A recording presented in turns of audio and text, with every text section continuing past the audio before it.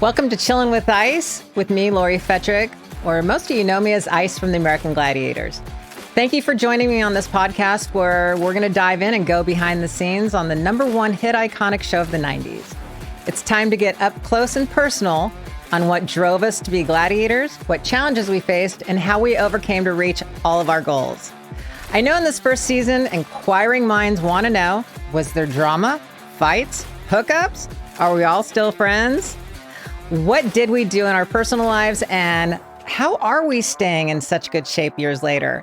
Well, stay right here and let's get into Chillin' with Ice.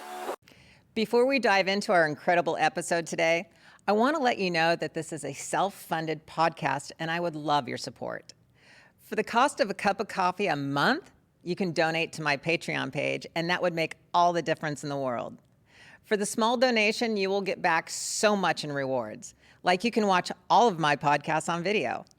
I will have exclusive content like behind the scenes footage, a private Facebook group where you can interact with me directly and other VIP fans, a monthly Q&A, direct shout outs and follows from me to you on your social media, and so much more.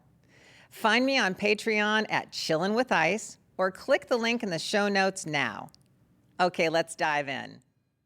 My next guest on Chillin' with Ice has an amazing inspirational story about never giving up on your dreams. She went from being a Gladiator contender, which is where I met her, to becoming an amazing artist in the music industry. And then teaming up with an Oscar-nominated and an award-winning composer, Steve Horner, to create an amazing music video that is the Depeche Mode remake, People Are People, which is streaming worldwide. Please welcome Vaja. Oh, merci beaucoup. Thank you for that nice, warm welcome. Oh, you're so welcome. I mean, there was a lot, so I had to put it on my cue card. You're I'll throw so that on the floor now. sweet. So How nice are to see you. I'm so excited. I'm fantastic, and I'm so happy to see you. And I'm very happy, like everything you've been building with your awesome podcast and your new Netflix documentary was phenomenal. Thank you. I hope all you guys can go out and watch it as soon as possible. It's so inspiring, and it gives everybody, an insight of your legacy that you built with the American Gladiators. Is this about me or is this about you? I hey, thank you for that. I'm here because of you, so I appreciate it. We have some history together.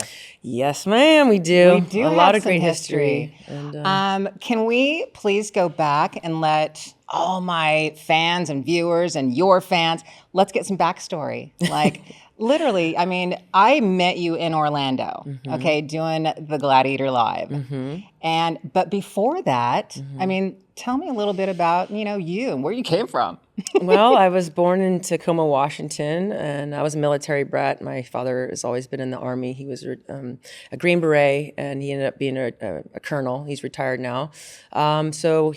We basically then did Tacoma, Washington, and moved to Bakersfield, California, Temple, Texas, Roxbury, New Jersey, and then I grew up in Carmel, Indiana, where I played sports my whole life, and I was a big tomboy as well. So that's what where I got my athleticism from. And I have an older brother as well, so I was always looking up to him, and he played football and stuff.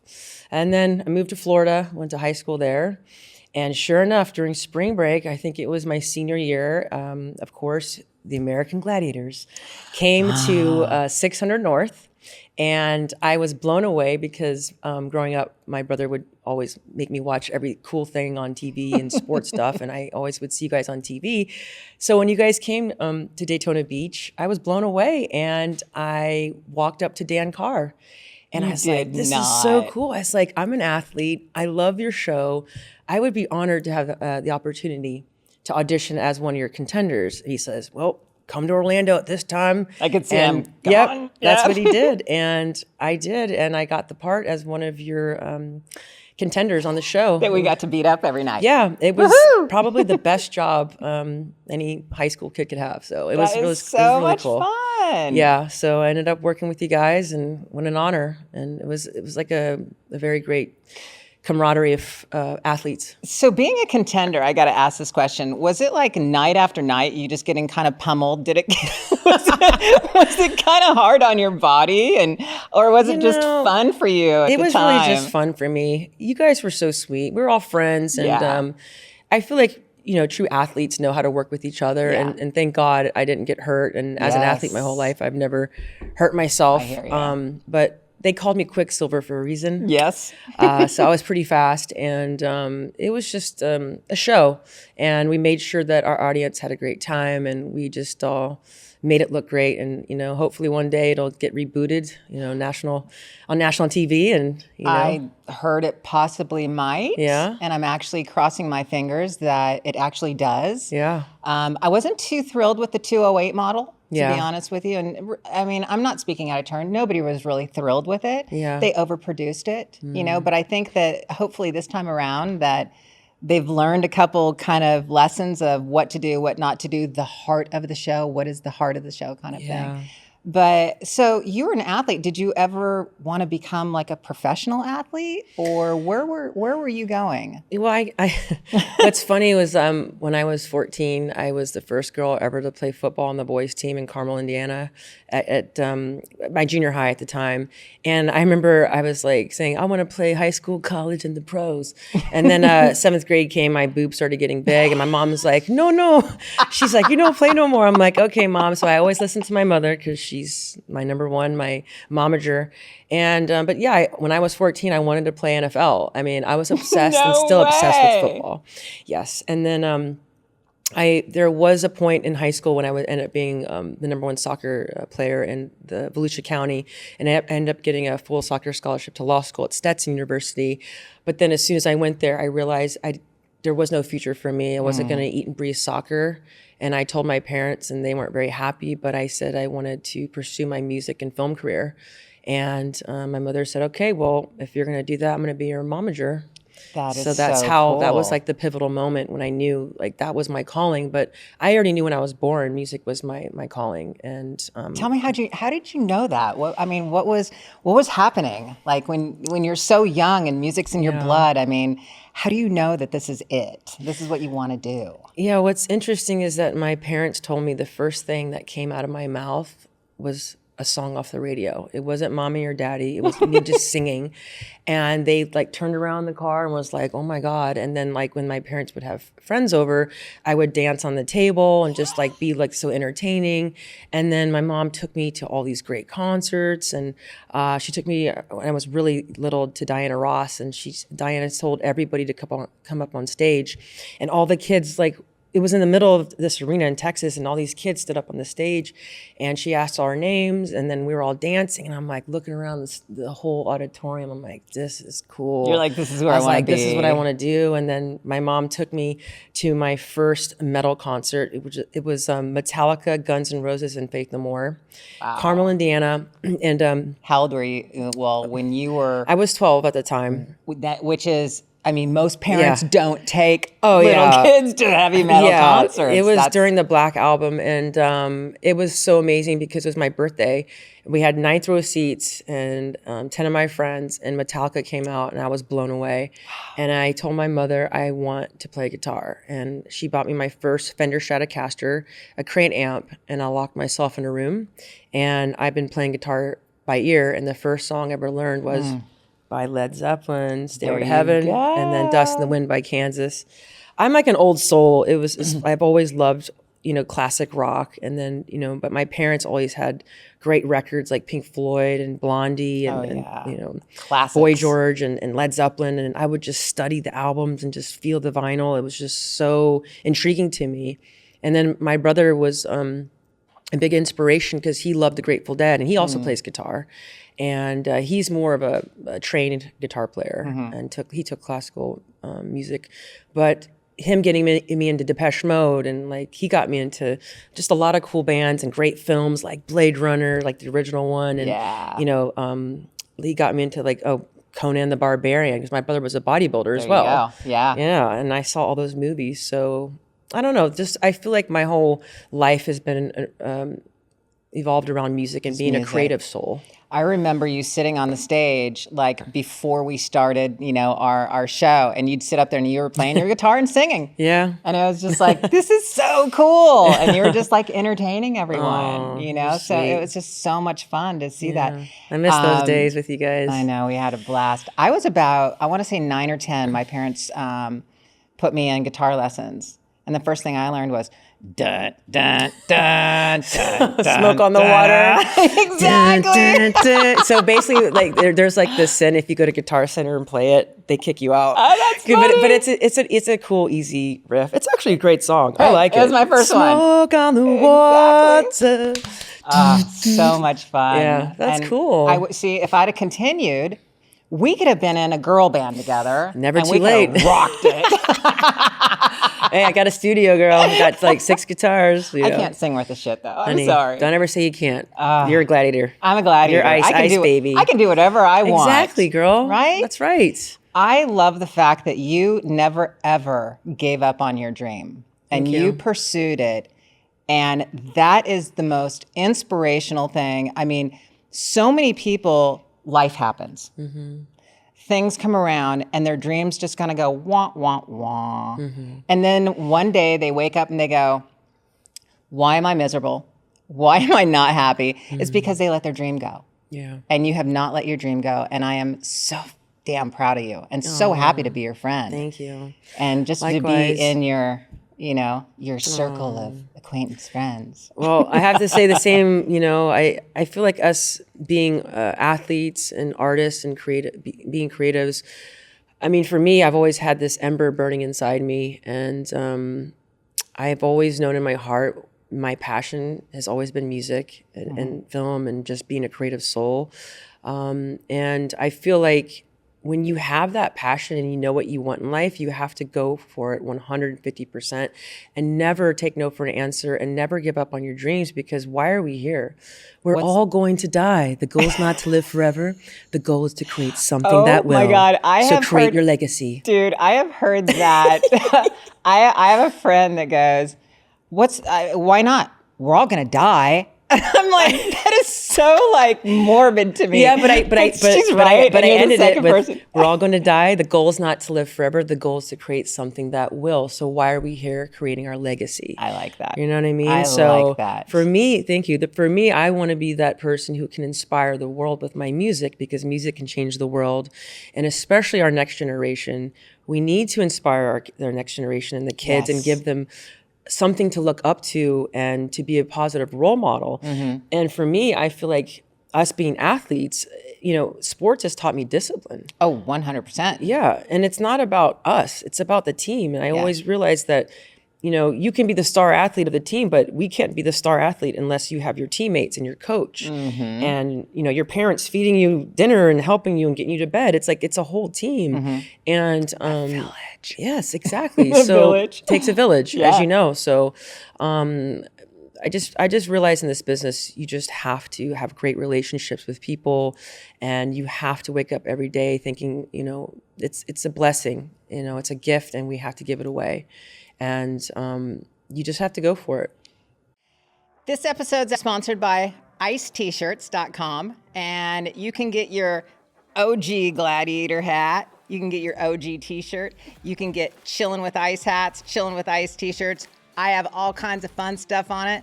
So go to icet-shirts.com today.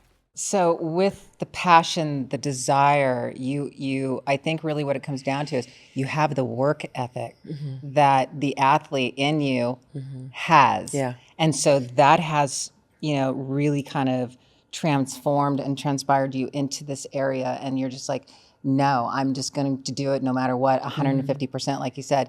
There's still, at my age, there's always been something in me going, this is not it. There's more. Yeah. And I'm going to explore that, and I'm going to keep fighting for it, whatever that is. Yeah. You know what I mean? Yeah. And so when the podcast and everything happened, I'm like, oh my God, this is what I love doing. This is my platform. Yeah. To motivate, inspire, just show people they can do whatever they want. Having people like you on that is just so awesome. Thank you. Well, you inspire me. I mean, when I met you the first time, I mean, it's like, what an honor to have met you and to be a part of your legacy and to like be your friend. And I mean, it's just, I'm still pinching myself. And when I saw your documentary, like I was just so moved by it and everything you guys went through and the blood, sweat, and tears. And it just goes to show that, integrity is the most important thing in life with anything that we do in sports and any type of business.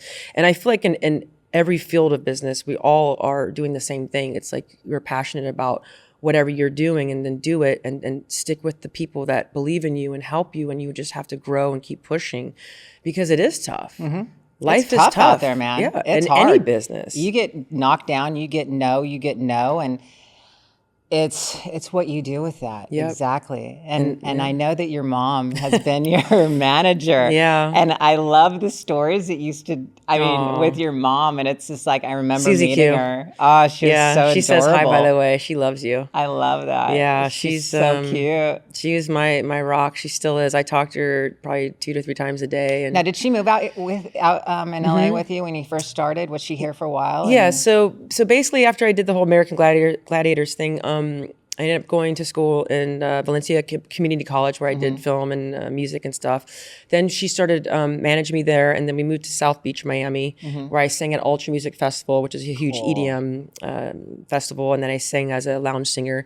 And then my mother and I met this amazing person who basically saw me perform, and he was my sponsor. I'd like to thank you, Mr. Imke, but he was the one that helped me move to LA, and basically was kind of like my angel investor. And my mother and I moved together, and whatever he did for me, it helped me develop as an artist. And for 2 years, I just basically put a rock band together, and had my first show at the Viper Room, and my mother was there the whole way, and I learned a lot. But yeah, for 10 years, she was my momager. And then at that time, my dad also went to Afghanistan when we had the whole ISIS thing, and my dad was a huge colonel, and he got pulled out of retirement, and he ended up bringing back 18,000 soldiers. Wow. He was on the news and everything, so I'm very proud of my dad. Thank you for your service, Dad. Definitely, thank you for your service. Yeah, and to all the great people, the military who served our country. And then my dad's like, I need my wife back. So my mom left, and she's like, okay, I know you're okay now. Yeah. So ever since she left, I think about 2019, I've been pretty much managing myself and doing everything that she's taught me. But eventually I'm looking for a management team who sees my potential and wants to take what I have and go to the next level. So that's awesome. Yeah. Let's talk about your video for a minute, and we're going to show it. And people are people. Oh, it is like, when I first saw this video, I absolutely loved it. Oh, thank you. And I know that right away we talked a little bit, and I said, reminds me of Mad Max. Mad Max meets Blade Runner. There you go. Yeah. So let's turn this video on for a minute. Let's have everybody see it. Thank you. And let's go.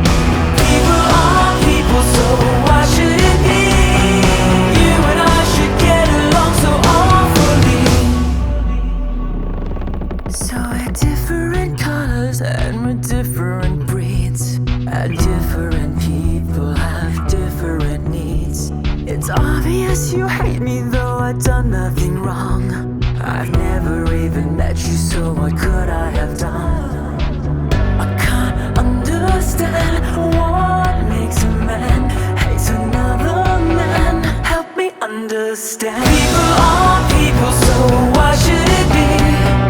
You and I should get along so awfully. People are people, so why should it be?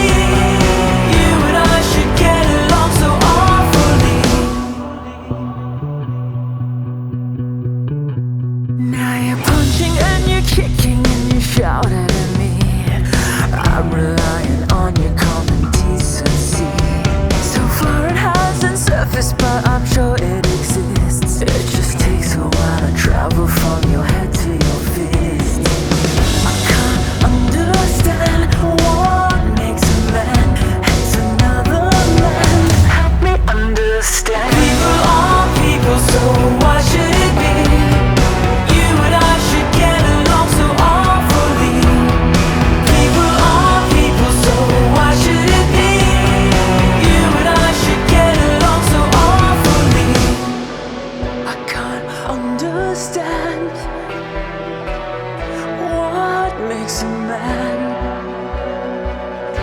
hates another man. Help me understand. I can't understand what makes a man hates another man. Help me understand. I can't understand what makes a man hates another man. Help me understand. I can't understand what makes a man hates another man. Help me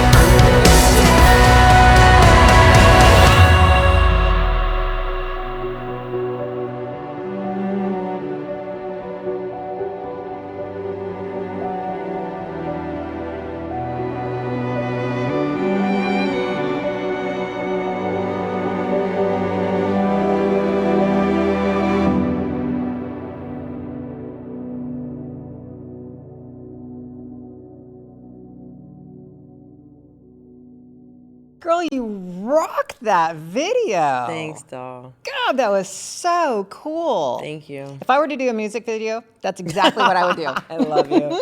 I love would. you. Thank you. I love the desert scene. I love the rock scene. I mean, everything about it. You look beautiful. You look like a badass. You are just like, Thank you. that's it. Thank you. How long did it take to make that video?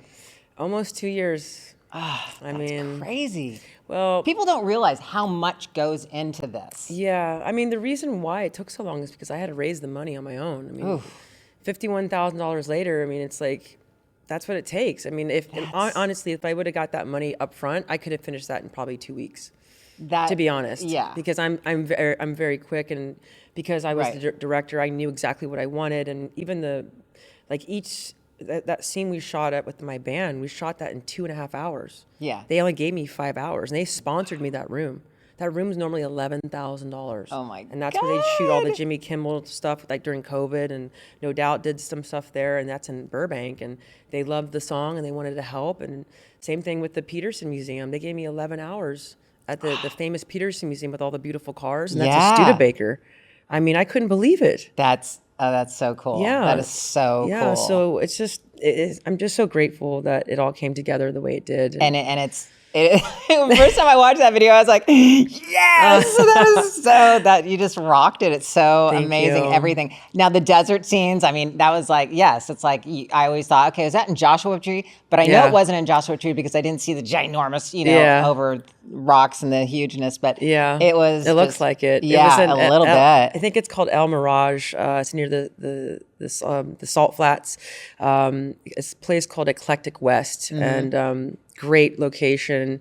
They had old planes, helicopters, all like broken up and stuff. And after we shot the other 3 scenes, I was like, we need to break this up. We need like a Mad Max scene that's Yeah. just edgy, where it's like the end of the world. Yes. And I felt like when we put everything together, it was just a great Perfect. feeling and great vision.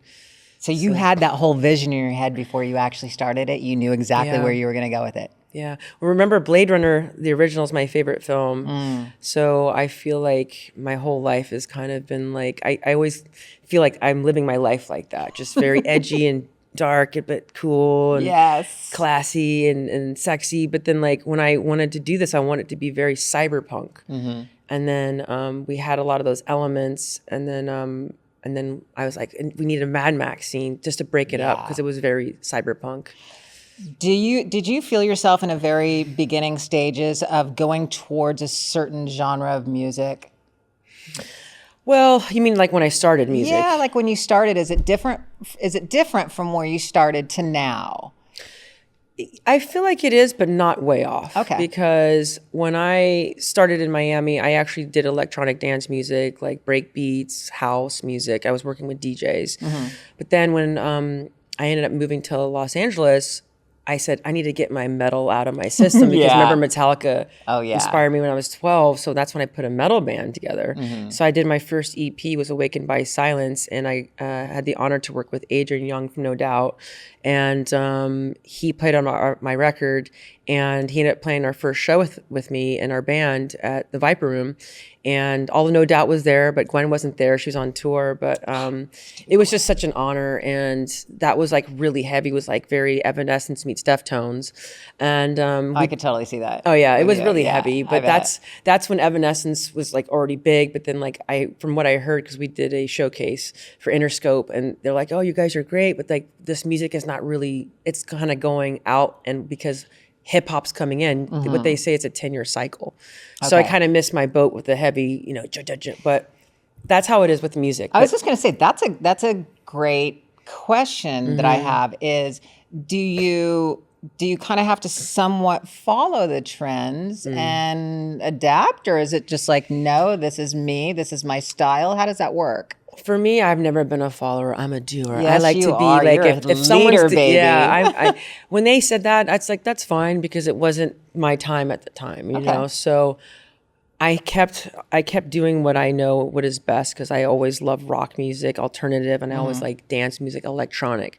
So I feel like my new single, People Are People, the version that we did is my sound, and I did it with Steve Horner, who I wanted to thank from the bottom of my heart for giving me a chance to work with, because he's such a great music producer and Oscar-nominated film composer. I feel like for me as an artist, I found my sound with him, and it's very, what I call it, cinematic rock, electronic rock. So it's almost like Depeche Mode meets Muse and Massive Attack.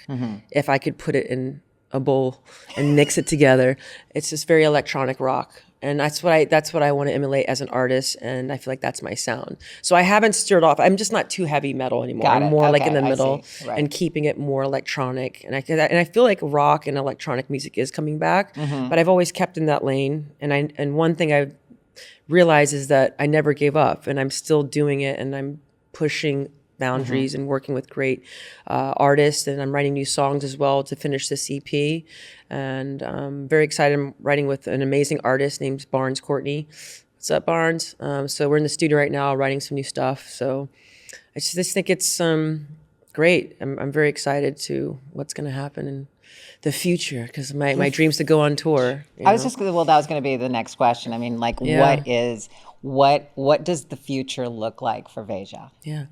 My dream is to go on a world tour and play and open up for many big bands, and to screw opening up. Have somebody else open up for you. Yes, that's true too. But you know how Come on, let's dream. We're gonna dream okay, big. Well, I'll be the headlining band. Exactly. Metallica's gonna open I'm gonna up be for the Vaja. one. There you go. I'm gonna be the one. It's like no. You are going to be the headliner. That's just me being humble, you know. I know. It's just to go on tour. I mean, appreciate that, but here's the thing: you are a star. Oh, thank you. Okay. So are you, Del. And there's no reason why there shouldn't be anybody opening up for you. Yes, that's on true. Your world tour. Yeah, we're going. We're going. I'm down. With that. I'm down to open look, open, close. I just want to go on tour. That's all. Exactly. And there you go. And I'm looking forward to get with the right record label or a big brand or investor who believes in me, who can help, because it takes a team. It takes a team. You know, that's why it takes longer for us independent artists to do things, because we have to raise the money ourselves. Right. You know, and I have other, ways of making money through different jobs I have, and doing social media for companies and doing CRMs for clients. And it's like, I have to make money to pursue my music. But if I had another company helping me, or a brand or label, I can just get their A through Z quicker. All the difference in the world. But you know what I mean. So I ask everybody this question, no matter who they are. And that is, if you had to have a 9-to-5 job, what would it be? Like an actual, like, real job. A real job. A real job. Okay, I feel like if I had a real 9-to-5 job, I think I would be the spokesperson for a huge company, preferably like a soft drink, or like Red Bull or Pepsi or Diet Coke, and be the person that talks to all the companies and say, look, this is what we're going to do for our brand marketing, campaign. So you'd be their spokesperson. Yeah, I would be the spokesperson. That's not a real job. Yes, of course it is. I would probably be in PR and marketing, because I'm really good with people. There we go. And I think that would have been, if I went the business route, I would be great. A great spokesperson, because I'm not afraid. PR marketing. PR marketing, but be like the brand marketing for the head of the company. Okay. I like that. I like that. Yeah. Was there, you had a couple pivotal moments actually in your life. And I think that came from what you were saying is when you were in college. So tell me about that little kind of pivotal moment that you're here today doing your music and what you love, but what happened with that pivotal moment that you went, okay, hold on here. Something's got to... Well, I can tell you it was, Stetson is in the middle of nowhere. It was between Orlando and Daytona Beach. And remember, Daytona Beach at the time was like MTV. It was like a party town. It was cool. It was like hip. The Gladiators came there. It was like really cool. And I don't know. I just felt like when I went to Stetson, it was middle of nowhere. And I was really, I just wasn't, it's a great school. Don't get me wrong. I just felt like I knew I didn't want to eat and breathe soccer going there. I was kind of getting depressed. And I was like, this is not what I want. I want to go to film school and learn more about the camera and the angles and like acting and getting in tune with myself and then singing. And I didn't feel like it had that there. So it wasn't the right place for me, even though I had a full scholarship. I just told my parents, I said, I can't do this. I'm not happy. And my parents were really, they were really disappointed, but they said, okay, well, we believe in you and we want you to be happy. And so I ended up going to Valencia Community College, and that's when I studied film and acting, and I started singing everywhere, the talent shows and everything. And then my mother became my manager, and then we moved to Miami, and I ended up being in Bad Boys 2 Any Given Sunday. You were? Yeah, my mom was I did not know that. Yeah, that's how I got my SAG card, thanks to my friend, casting director, Ed Herenas, who just had a birthday. He's a huge casting director, and I got to meet Michael Bay. I was hanging out with Martin Lawrence and Will Smith, and I got invited to Will's wife's, Jada Pinkett's birthday. I have pictures with them. Really great people. And one great thing I have to say about Will Smith at the time, when we shot Bad Boys 2, we had the rap party, and he was sitting by himself, and he told me to come in his little area, just me and him talking for like 15 minutes. I said, Will, why did you give up music? And like, what made you? That's right. I forgot about that. He goes, I'll never forget that music helped me get to where I am today. But he says, but movies pays the bills. But he said, but whatever you do, don't give up on your dreams. And he's like, it was the stepping stone for me, to do music and to film. I completely forgot about that. Yeah, that and I have that picture. I'll have to send it to you, but it was in Ocean Drive magazine. But he really inspired me, and Jada was very sweet, and Martin Lawrence was great too. It was just really nice to be around all these great people, and working with Michael Bay. What an honor! And now I'm actually friends with him, and he's a big inspiration as well. And so I ended up being, having the taste of Hollywood as an actress, and then getting into... It's a good taste, isn't it? Yeah, it is. And it's just being an entertainer. It's an addicting taste. Yeah. And I hate that it's an addicting taste in a way. It is. You know what I mean? Yeah. I love it and hate it all at the same time. Yeah, right. Yeah, it's great. And I feel like all that was organic for me. Yeah. And I was also modeling for Wilhelmina, and I got to taste what the modeling scene was. I remember that company. Are they still around? Yeah, they're still around. Wow. Yeah. But I love to eat too much. So I tried to get with them. Yeah. Wilhelmina, Ford, and there was another one I want to say. Next Models, and there's so many. But I remember I went in, they said I wasn't tall enough. Oh, geez. That's what I'm saying. It's just like, people are people. People are people. I just love my pizza and food too much, so I just like... I know, yeah. right? It was fun. I'm glad I got to do it, but for me, music has always been the burning fire within me. So the acting, huh? Yeah. Ever thought about dabbling a little more in that area, possibly? Oh, honey, I'm always whatever. Let's go. Here's the deal. When I moved out to LA, I wanted to pursue music, and I was in a couple of things. I'm actually, if anyone knows the film Resident Evil, I'm actually a voice of the Umbrella Corporation. Computerized system disabled. Central computer reboot in 1 minute 30 seconds. Welcome to Umbrella Central Control. That's pretty damn Thank good. you. Thank you. So I'd like to thank awesome. Mila Jovovich and her husband, Paul W.S. Anderson, for giving me the honor to be the voice of that film.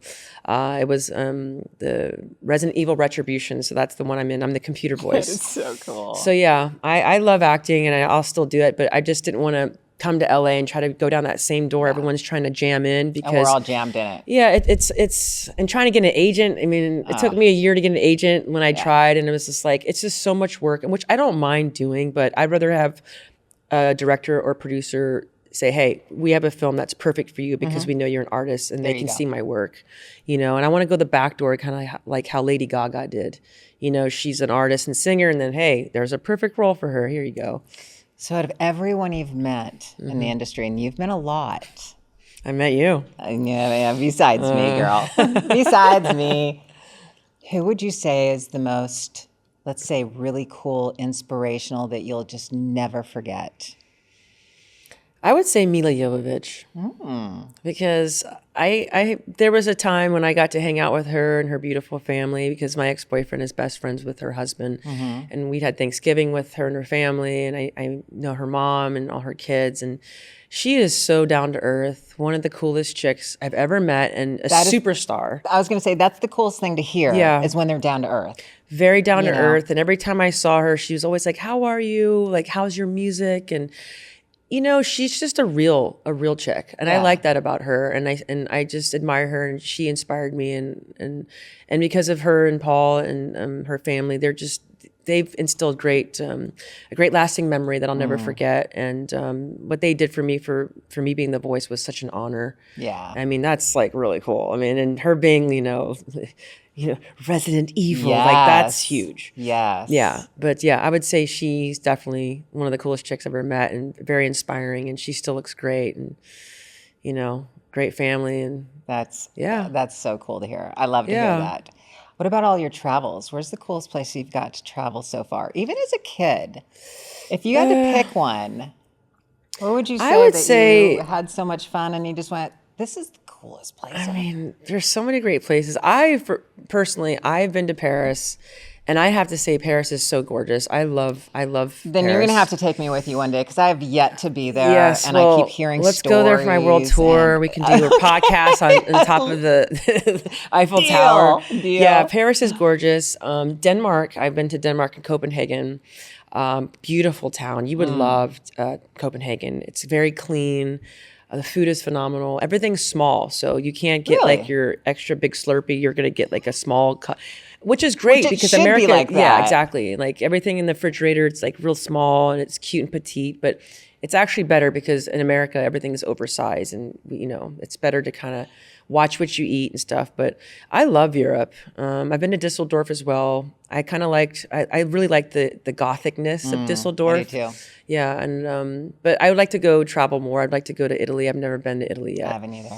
Girl, let's just go on our world tour. Let's just go. I mean, Ice God, Baby and Vaja. please. We can shoot videos, podcasts. Oh, we'd be the star. That sounds like so much fun. Yeah, but other than that, I mean, I still want to go to Japan. I haven't been there. Have you been to Japan?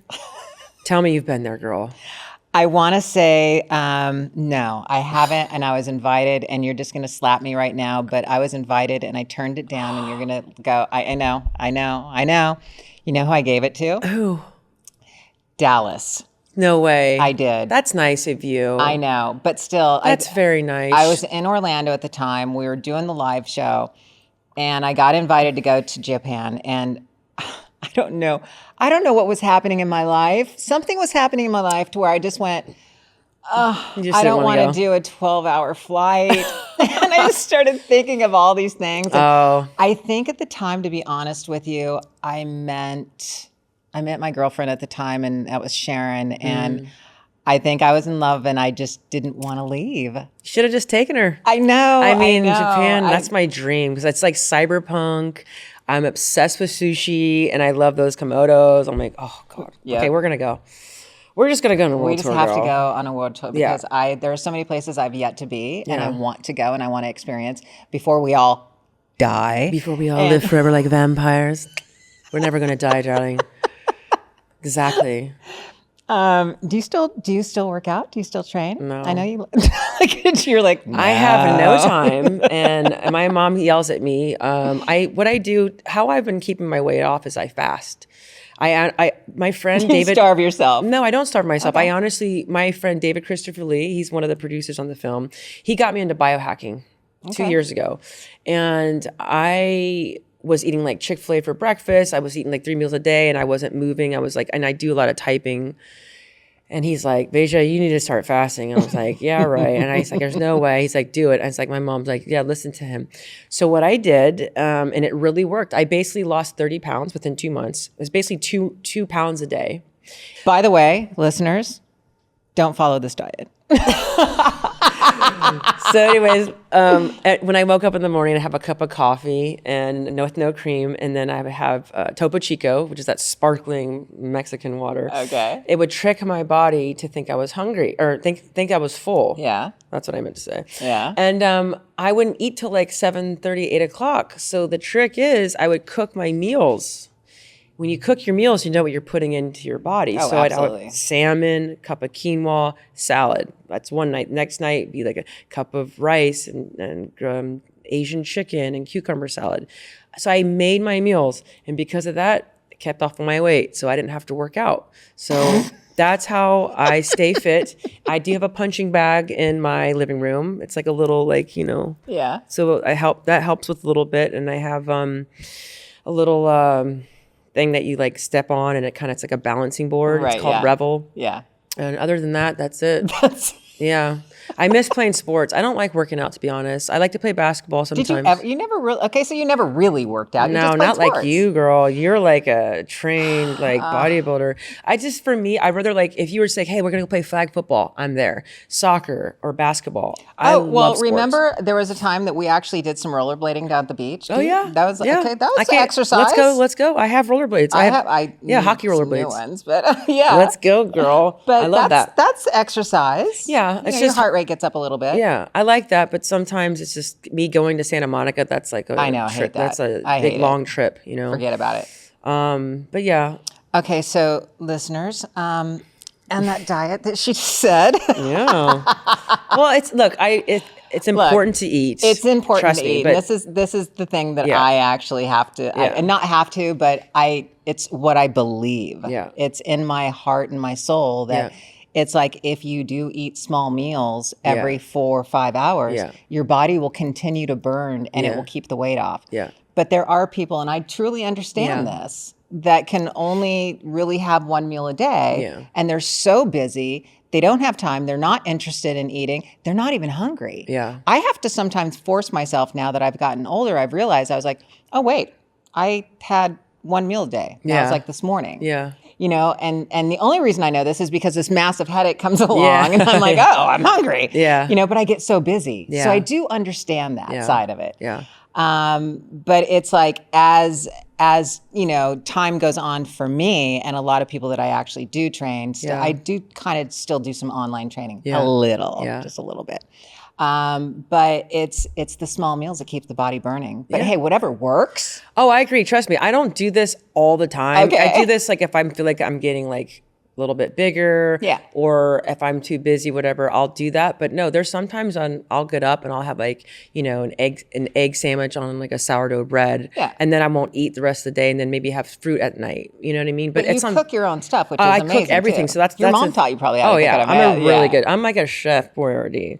The thing is, what I realized is that before, instead of going to Chick-fil-A for breakfast or doing Uber Eats, that's what was getting me overweight. Yeah. So I cut that out. So everything. Fast food. Yeah. So now it's like when I make my own food, it's so clean, and I just know how to I know how to work with my body to maintain. Mm-hmm. But trust me, I'll eat sometimes 2 or 3 times a day, but it's small meals. Right. But for me to not gain weight, I'll just go back to fasting. It's because you're so damn young still. Yes, I'm always 28. Oh my God. I am so happy that you came in and did my podcast today. Well, thank you for having me. Your music career is just booming. It's amazing. I love it. You've done so much. I appreciate you. And it's just gonna get better and better, Thank you. And I'm very proud of you. Well, you're very inspiring. Thank you. You really are. Well, and I appreciate more you. people need to stick with their dreams. They need to stick with what they believe in and not give up on those things, because you're the inspiration to so many people out there, and they look at you and they're like, wow. And they don't understand, I think, what it has taken you to get where you're at today. Yeah. There are so many people that think, oh, they were just lucky. Yeah. No, it's not luck. Not luck. No. It's work ethics. It's determination. It's that passion, that fire in you that you just never quit. Yeah. And I feel like you feel the same way. It's like I don't believe in luck. I feel I like don't either. we create our own luck. You have to. You create your own destiny. Yeah, and we put ourselves in a position is that we're prepared for battle. And then when our time comes, the opportunity's there, we're ready. And I tell people it's like if you do something small every single day towards your goal, it cannot not happen. Exactly. Eat and breathe it. Eat, breathe, sleep. Yeah. And repeat. And repeat. Exactly. I mean, seriously. I mean, I'm just so grateful every morning when I walk out into my living room. My whole living room is a recording studio. And I can remember crying myself to sleep when I was in Miami, when my mother was managing me. I'm like, what am I doing? Did I make the right decision? I'm like, yes. I'd have like my angel and my devil on my shoulders. And I'm like, but no matter what, it was always positive thoughts. Like, you know, because I knew this is my calling. And now I'm living my dreams. And my studio is in my living room. Are you kidding me? I have all my beautiful PRS guitars and on the wall and Taylor guitars and they're all my sponsors now. I mean, I've worked so hard because of my dreams that I've been born with and my mother and all the people who believed in me to this day. And I couldn't even be here if it wasn't for everybody. So I like to say thank you for everybody who's supported my dreams over the year and continue to support me. So what would you go back and tell your 16-year-old self? Find a sugar daddy so you can get to A through Z quicker. I'm just joking. No, but see, everybody, that's what I didn't do because I didn't do it either. No, but that's what I'm saying. This is why it takes a little time. I wanted to, maybe. Because I don't... Sugar mama, exactly. whatever, daddy. The thing is, I took the hard way, which is the right way. Integrity. And I am here today because of my hard work and my ethics, not because someone else was going to help me because I did something for them. You know what I mean? Like that sugar daddy thing. I don't judge for anyone who does that. I'm just saying I never did that because I was raised... My parents raised me that you work hard to get where you want to go and what you want in life. And the right people will come to you. And especially being an attractive female. Oh, I mean, you. I'm sure that likewise. you had many possible offers here and there. But I turned them down because that's not me. I can never that's just not me. I want to do it the right way because at the end of the day, my way. Yeah, my way. And then because I know I'm talented, I know what I'm gifted with, and I want to prove to myself and prove that like I have to keep that integrity with me no matter how long it takes. But I feel like when you work hard and you release something special to the world, and then people will see it and then they'll come to you. And just be passionate and be happy with what you are giving to the world. And be present, be in the moment. Yeah. And the journey, that's the most important thing. The journey. It's all about the journey and the company that you're taking with you. Yes. You know, there's no rush. No, and even though we are going to die. No, we're not. We're vampires. We don't die. We go on to the next level. Yes. Right? Yes. Do you believe in that? Oh, yeah. That's cool. I'm not afraid to die. I think I'm afraid of how I'm going to die. Honey, you're not going to. No, don't be afraid of anything. I'm not afraid of anything. Okay. Because we're not going to die because I'm our not spirits, really afraid of it. Okay, so let me rephrase that. It's not that I'm afraid of how I'm going to die. I think it's more of okay, maybe it's afraid. No, I'm not afraid of anything. I'll jump out of airplanes. I won't do that. Oh, I've done it twice. You have to do it. it. I did it in Hawaii. The last time it was amazing over Waikiki, it was the North Shore. He did a okay, that I would do. It was sick, honey. I was like, if I'm going to die, this is sick. But I wasn't going to die because I knew it. Because God's already, the universe, it's fine. You have to do it. It's so fun. I would do it over the Hawaiian Islands, though. It was sick. I don't find it attractive to jump out in the desert because all I'm seeing is the desert. Well, I did that once with the United States Army Golden Knights. That was my first time. Ooh. That was really cool. That's cool. Yeah, but the second time over North Shore... What's the craziest thing you've ever done? Probably that. I was just going to say. Yeah, probably that. I haven't done it by myself yet. I don't think I want to yet. I want to still do... But that's probably the craziest thing because it's like it's just you and the guy or girl that you're hooked onto. Yeah. But I had faith. I've never had a desire to jump out of a plane, ever. You should see the video. You're gonna be like, dude, I'll go with you. We'll go. You're gonna have to. It's you're gonna have to push fun. me out. No, girl, it's really fun. It's like flying. Remember we're talking about flying? Yeah, but I want to fly. The way that I want to fly is on a hang glider. Believe it or not, you're gonna laugh at this. I actually would like to try that. Check this shit out. I'm afraid to jump out of a plane with a parachute, but I'm not afraid, and I think it would be the coolest thing in the world, to run off a cliff with a hang glider and just Yeah. go. For some reason, that just sounds amazing That to does me. sound fun. I would try it. Yeah. Yeah. But obviously the death rate is way higher on that. Is it really? Yes. Really? Yeah, because a wind current can come along and take the hang glider and slam it into either the rock or go straight down. There's so much room for error Wow. rather than just jumping out of a plane with a parachute. I think we should just jump out of the plane first. I don't know. Well, you don't know until you try. We'll talk about that. Yeah, no fear. That's my middle name. No fear. Besides fun. Oh my God. We could sit and talk forever about just anytime, girl. dreams and what we want to do and what you want to do and all that kind of fun sky's stuff. the limit. I know. I'm just so grateful to be on your podcast, and thank you so much. Baby steps. Baby steps, honey. Big baby steps. Huge baby steps. That's right. So this is what we're going to do. We're going to say goodbye to everyone. And I'm going to keep you here, though, because I have rapid fire questions for you. Oh, yeah? That go onto my Patreon account. Okay. And so everybody that is a Patreon member, they get to see all my rapid fires with all my guests. And so it's it's really cool. That's so sweet. Well, I'm ready for you. But cool. before we go, I'd like to give you a gift. And it's part of my new line. No way. But I want to know which one you want. Because those are cool. These are my Vaja dog tags. And I didn't know. Love dog tags. You'll be able to go on my website and pick one out. But tell them your website. So these are my custom dog tags. Thank God to my friend, or thank you to my friend Stan for helping me make these. They're dog tags that I'll be selling on our website at vajamusic.com. That's VAJA music.com. And These are beautiful. Thank you. I absolutely love these. These are so cool. So I didn't know which one you wanted, so I wanted you to pick your favorite as a gift. Okay, so thank you. welcome. That is so awesome. I'm going to have to get you a Chillin' with Ice t-shirt. Hey, I like to Or wear that. I have another one called Beautiful Badass. Oh, whatever one you want to give me, I'll take either. I love them all. Yeah, so I just wanted to show you guys that. So, I love this. Go to her website. You got to grab one of these dog tags. All of them are beautiful. Every single one of them. I know it's going to be hard to pick. It is. I'm already going. Okay, I'm going to pick. Yeah, it's either a silver or black one for me, for sure. You can decide later if you want. You got I just wanted it. to show you. Okay, so we're at vajamusic.com. Yes, vajamusic.com. What about your social? All my social hashtags, or not hashtags, all my social handles are at Vaja Music. That's VAJA Music. I love your voice. Thank you. You're so welcome.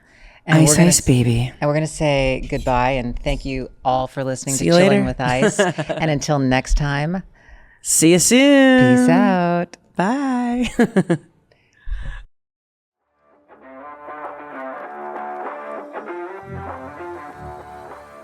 Thank you so much for listening to Chillin' with Ice. And don't forget to hit that like button, subscribe, and share wherever you listen to your podcast. Remember to follow us on Patreon and YouTube at Chillin' with Ice. And on Instagram and TikTok, you can follow me at lori.ice.fetrick. I look forward to chilling with you next time here on Chillin' with Ice.